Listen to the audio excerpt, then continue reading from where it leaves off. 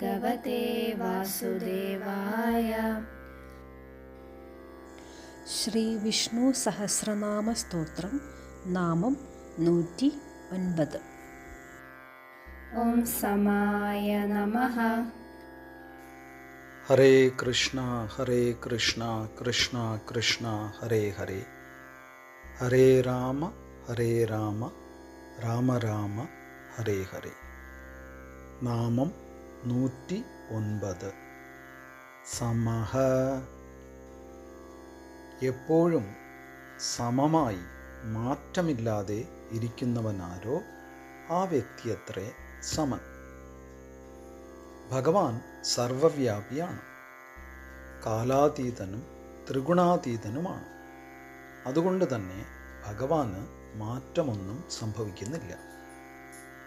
ഭഗവത് ചൈതന്യം വസ്തുക്കളിൽ പ്രവേശിക്കുമ്പോൾ ആ വസ്തുവിൻ്റെ രൂപം പ്രാപിക്കുന്നു എന്ന് മാത്രം. അഗ്നി ദഹിപ്പിക്കുന്ന വസ്തുവിൻ്റെ രൂപത്തെ കൈക്കൊള്ളുന്നു. എന്നാൽ അടിസ്ഥാനപരമായി അഗ്നിക്ക് ഒരു മാറ്റവും സംഭവിക്കുന്നില്ല. മാ എന്നാൽ ഐശ്വര്യം എന്നാണ് അർത്ഥം. സ എന്നാൽ സഹിതം അഥവാ കൂടെ എന്നുമാണ് അർത്ഥം. ഐശ്വര്യത്തോടു കൂടിയവനാരോ അവൻ സമൻ. ഐശ്വര്യദേവതയായ മഹാലക്ഷ്മിയോടുകൂടിയ വിഷ്ണു സമനാണ്.